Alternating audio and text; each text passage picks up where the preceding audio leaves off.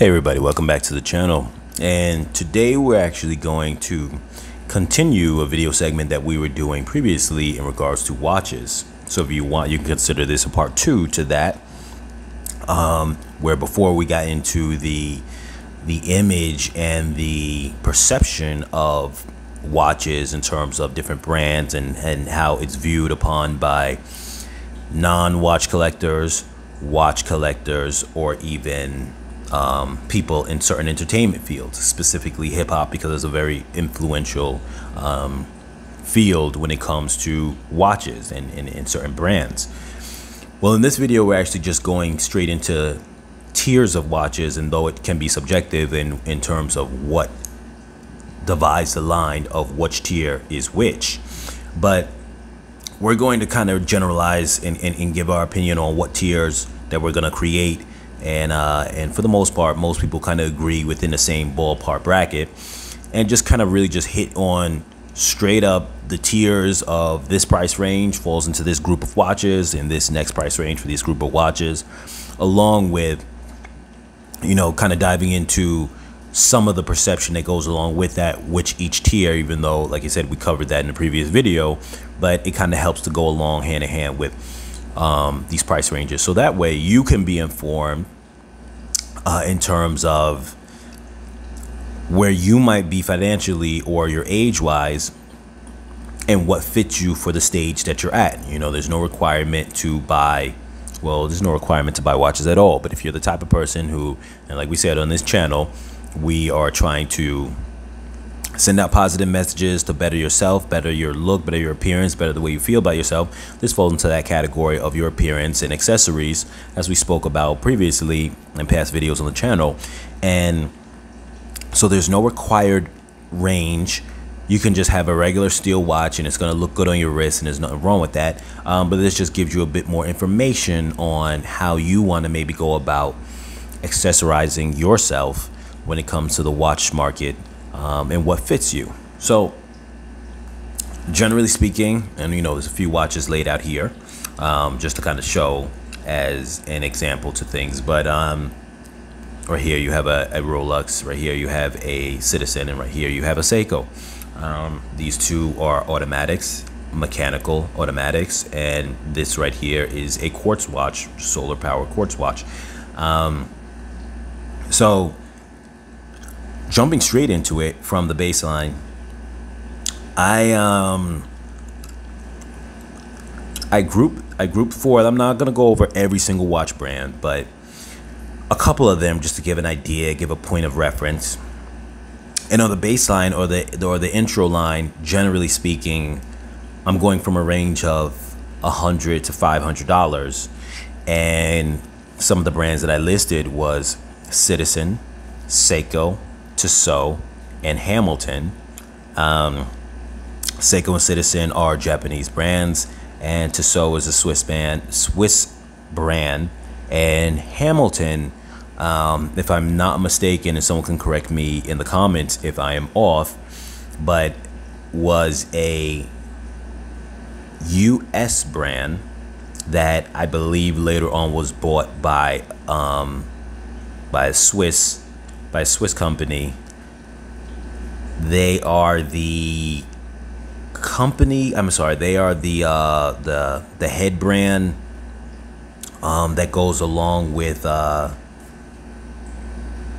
I'm forgetting right now, and I feel so bad that I'm actually forgetting this, but they are the company that does Omega and Swatch company. There he goes. I had a brain fart. The Swatch company, which is the parent company, and bought out a lot of other brands, and I believe they bought out Hamilton, if I'm not mistaken, and they bought out the ETA movement company. So in that aspect, all their movements that use ETA are considered in-house. But I digress, because a lot of you guys may not be familiar with movement, and I'm not going to jump too heavy into that right now, because this is really just about tiers. So those two brands are considered Swiss. Tissot and Hamilton are considered Swiss brands.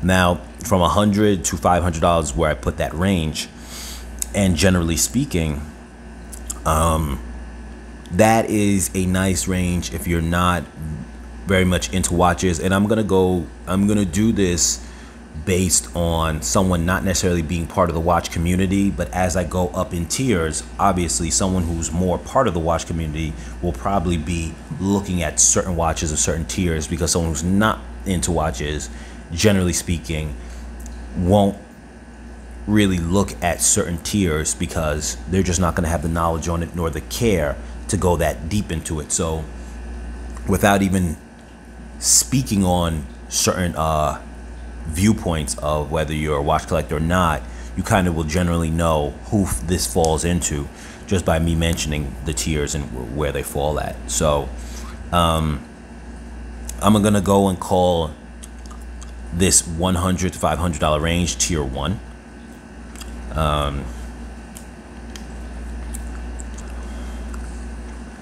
And so there's nothing wrong with, like I mentioned before, getting something in that range in terms of what this channel is about dressing nice, feeling good, whatever the case is. You could have yourself a nice Citizen, or even say a quartz Seiko, though Seiko makes a lot of good watches that are automatic mechanical without breaking the bank, and still being within this tier 1 $100 to $500 range. But you could have yourself a nice Citizen watch. This one has an integrated bracelet, meaning that the bracelet doesn't come off. And there's nothing wrong with that. It's going to look nice on a suit. It's going to look great when people are in their zone in terms of having, you know, you're dressed nice. Maybe you're dressed casual. That's fine too. But, you know, you're wearing an accessory like a watch and it looks good on you. You pick out the one that fits your taste and it looks good on your wrist. It's not going to matter at the end of the day whether you're wearing a Citizen or you're wearing a Rolex, because it's still going to look nice on your wrist. They're both stainless steel looking. There's metal watches. They're going to look nice on your wrist. So that's not a matter of, you know, does one look necessarily, does it matter? So the look wise is going to be there. Obviously, when it comes to brand aspects and someone like flaunting, you know, to say like, okay, I was able to reach this tier in terms of luxury status and kind of walking into the room and people knowing, okay, like that's what he's working with right now. That becomes a whole different argument or a different perspective on it, which is fine too. That goes hand in hand with this, but obviously that goes once you're going into the higher tier of watches, and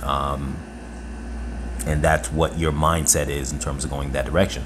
So to close out on this tier 1, as we just decided to call it now, like I said, I'm gonna make up what ranges I feel the tiers are in. Is subjective, but most people, at least in the watch community, somewhat are similar to this range in terms of what I'm going to classify it as. So that's going to be our tier 1. Like I said, there's nothing wrong with it. You could also get yourself a nice automatic Seiko, which will have, you know, that automatic movement into the watch, which in itself is considered pretty classy amongst watch people, to know that you have a watch that doesn't operate on batteries. If you want to go that route, but there's nothing wrong with a nice solar watch that never has to run out of batteries either, because at that point you're going for the look and the convenience, just picking up and going. Or something like this, you would have to, you know, wind it up, you know, when you want to set your date, you would have to turn it, get it away from the upper hemisphere when you're doing the date. That's a little tidbit there. You don't change the date when the hour hand is on the upper half of the watch. You do your quick date change, you'd set your time, and then that would be it. But generally speaking, if you wear it every day, the self-winding mechanism, the rotor, is going to cause, let me get that in a better angle, is going to cause it to generate power, in which you won't have to worry about necessarily winding it up every day if you wear that one watch every day. Now obviously if you end up starting a little collection, that's going to be different, because at that point you're going to probably end up sorry about that, tongue twisted, swapping out your watches every now and then. But so that is the tier 1 $100 to $500 range.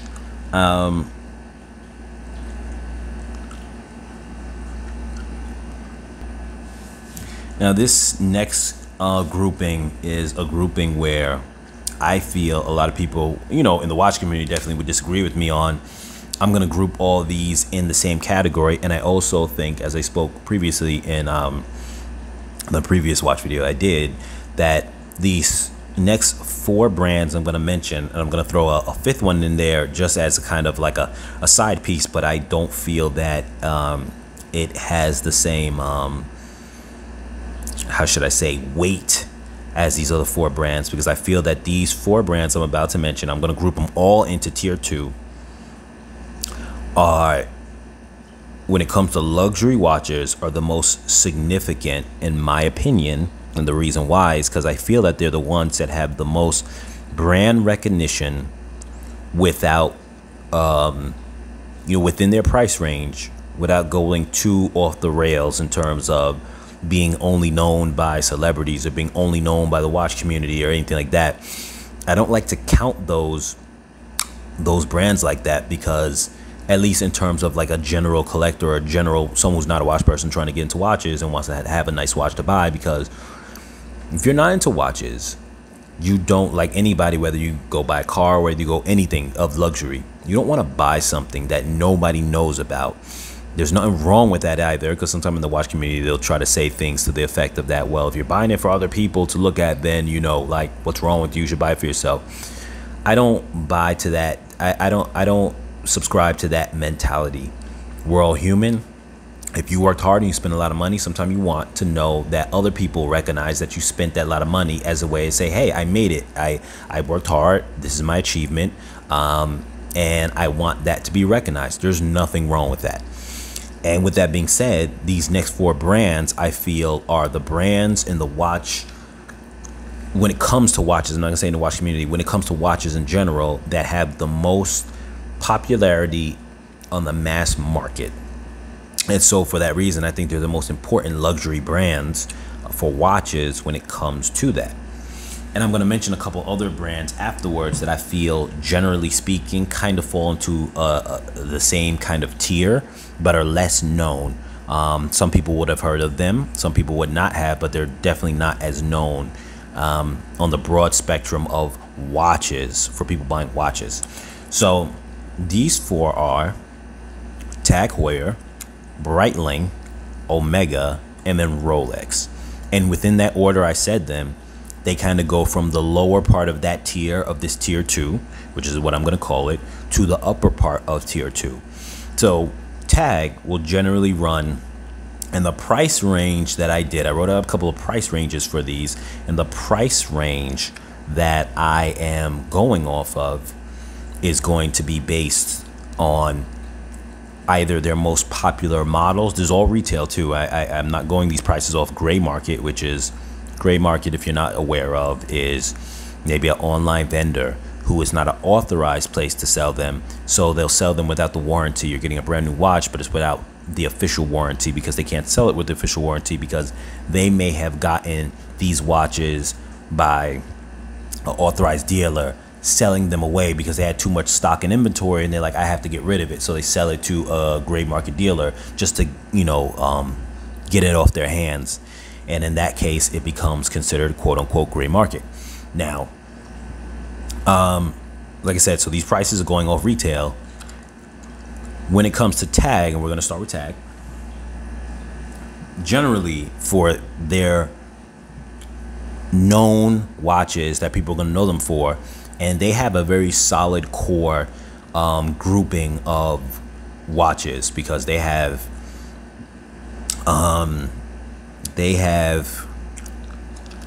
their Carrera line, which is that, but some of them are known for having the chronograph, where this is the 3-hander with this one's a day date, but generally speaking, you know, the price will range, you know, has a very varying range, because of the fact that you can have it just 3-hander or a chronograph, which ups the price. But generally speaking, you have their Carrera line, you have their Formula 1 line or F1 line, which is their the bottom of their line, but also can, you know, get pricey as well, depending on the features and complications that they have on it. They have their Aqua Racer line, which is their diver line. They have the Monaco, which is their square watch line for the most part. You know, it's a racing watch, but generally speaking, it's known for being a square shape. And those are pretty much their main lines. They have some retro ones, the Altavia retro kind of inspired, but generally speaking, the ones I just mentioned are their groupings of their watches, which is nice because it's very concise without having a bunch of different models all over the place. But with that being said, for their most popular models, their price range is about $2,500 to $4,000 on retail within their range of their popular ones. Now, this is not, when I say $4,000 at the top, that's not the highest or most expensive watch that they have, but it's saying, generally speaking, a person who's going to actually be on the market to buy a watch is going to shop within their catalog that is most known, or, you know, often purchased, or something within their regular line. They're not going to say, the average person's not going to say, I want to buy their most expensive watch. So we're excluding that. I'm also excluding the very bottom of their line unless it's a very popular watch, because otherwise no one's going to look at that either, which they have F1 watches that are, I'm sorry, I just realized I was looking at the wrong price category. I was actually looking at a different line. Let me correct that with that pricing. I'm sorry. I want to go back and say, for the tag, it's $1,500 to $4,500 is the range that I have for them. Some of their watches go below that in price, but generally speaking, if you're coming for a luxury watch with them, you can buy one of their quartz watches, usually of F1 or the Formula 1 series. But generally speaking, anyone who's looking to get into a watch and they're coming out of tier 1 and they're like, I want me a luxury watch, the watches that I looked at will go into that price range of $1,500 to $4,500. So that's the range, generally speaking, with them. Now, I'm going to throw my little opinion on things, and this is going to definitely make the video stretch. I might end up having to break the video into 2 parts.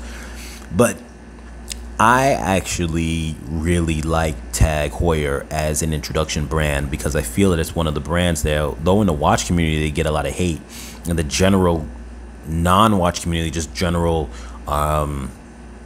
consumer market, they have very rich brand prestige or image when it comes to someone going, oh, that's a luxury brand, because they see commercials for it. You know, they acknowledge that you know, it is a watch brand that is established and known, and people know of it. They see the branding right away and go, I know what watch that is. I know, you know, what that immediately you paid some kind of money for it. And if someone's not a watch person, then paying $1,500 to $4,500 is a lot of money when you're not, you know, a heavy watch person, and the general public sees that and goes, wow, you know, he bought himself a Tag Heuer. Like, that's an expensive watch compared to the average person who might say, I spend $100, $200 on a watch. So I like that, because the brand definitely will let you know, this is what it is, what you pay for. Like, it's a very known brand for coming into the space. And all 4 of these brands I'm going to mention, I feel, do the same. And this is the reason why I think these 4 are very special. Like I said, there are other ones that I'm going to mention also within tier 2, but I feel these ones are very special in that regard. So it's the bottom of the tier 2 range. Next, we have Breitling. And I put them about, for their popular models that fit within, you know, that are most likely to be purchased. It is $4,000 to $5,000, and generally speaking, they have their diver watch, which is pretty popular, but their main one is their Navi timer, which is kind of their bread and butter, and so they fall within that price range. So generally speaking, it is a little bit more than a Tag on average, but like I said, to me, it becomes like the middle tier, the middle price range of that tier. Once again, Breitling is very popular amongst the masses. They'll know of it. If you've had one on, someone would see it, and not everyone, but most people would see it and go, I know that he, you know, spent a good amount of money on that. I acknowledge the prestige of it. and I know, you know, what it represents. Breitling, most of their watches are kind of a little bit more larger. So for people who are into larger watches but want something that is, you know, luxury, they tend to go towards Breitling, which is great that there's a popular option with big watches that have a lot of big watches as an option. Next is Omega, and I put their price range for retail at $4,500 to $6,000 for their general most popular watches without going over the top. And mind you too, when I give these price ranges, I'm not talking about precious metal options, the ones that most people are not going to go for on an average basis. Most people are just going to buy a stainless steel watch on a regular basis. $4,500 to $6,000. So you get a little bit more up there in price. They're a little bit more on the upper, the mid to upper price range of tier 2, and they are known. I don't think they're as known as Tag Heuer, but for the people who do know them, they know that they're considered a little bit higher in terms of prestige level than, say, Tag Heuer or Breitling, but not yet reaching the Rolex status. But they are still very prestigious, very known, and you get that for your money, where it's going to be very well known for what you paid for. Someone will go, okay, Omega, I know what he paid for. I know it's a prestigious brand. I know it's a luxury brand. You know, I know what that person paid for it. And then you got Rolex at the top of this little list that I just made here of these 4 watches, which is $6,500 to $10,000. Generally speaking, their watches fall within that range when it comes to their price point for the models that are going to be most known or popular. Now, the thing with Rolex, similar to Tag, all of their models are considered very well known and popular. So that's why the range of price is, it goes from their actually base model of, like, say, about 36 millimeter size, which is like a universal your unisex type of size. Generally speaking, that used to be like a man size. Nowadays, men sometimes like larger, and women don't mind the 36. But generally speaking, for that size, $6,500 is like their cheapest watch, yet it's still very popular and known, the Oyster Perpetual. So for that reason, it's, you got to base their range from what is known to be bought. That going all the way up to something like the Datejust, which would go for, roughly speaking, a couple of years ago, about $8,000. Now it's about $9,000 if you get it with this type of configuration, with the flute, the most classic configuration, Jubilee bracelet, fluted bezel, stainless steel. But, and then the Submariner is another popular one of theirs, which goes for around the same price. And generally speaking, I mean, some of them won't even reach 10,000, but with 10,000 for the most part is the upper range of that. Beyond that, you start going to the precious metals, where it's gold or two-tone, this and that, and that's when it starts getting a little bit above that range. But like I said, generally speaking, on the popular models, you're really just going to have Oyster Perpetual, you're going to have a Datejust, you're going to have a Submariner, you're going to have an Explorer.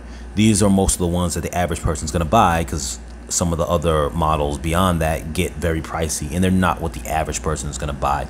So that's the price range of Rolex. Now, Rolex obviously is a very unique brand, because not only is every watch that I just mentioned of these 4 in this tier 2 are very known, Rolex just happens to be, you know, you can put a little asterisk next to it and say it's kind of special, because beyond that, beyond its price range, beyond its tier range, it's more known than any other brand, even the tiers that go above it. So it has a very special place in that anything above Rolex starts to lose your price per popularity ratio, becomes diminishing returns. Meaning you might get a brand name that's considered a higher tier than Rolex, but if you walk on the street with it, some people are probably going to be like, I have no clue what it is that's on your wrist, and you almost got to tell them, hey, I paid this much for it, because they're not even going to know. So that's kind of where that line gets drawn with Rolex. So Rolex is considered the highest of the tier 2, but it's also almost considered the highest of the well-known brands before you start going to brands that other people don't know of. And in the entertainment world, the wealthy world, they're going to know of other brands higher than that. But in the regular average consumer world, they're not. So that's just a little thing to kind of note, in that when you are shopping for luxury watches, this little 4 list that I just mentioned to you, Tag Heuer, Breitling, Omega, and the Rolex, generally speaking, is the limit into where you're going to go into if you're not a watch person or you're not wealthy or whatever the case is. And with that being said, I am going to end this video now, and we're going to continue on a part 2, because this video ran a very long time and we're going to break it up into 2 parts. So stay tuned for that, and I'll catch you guys in the next video.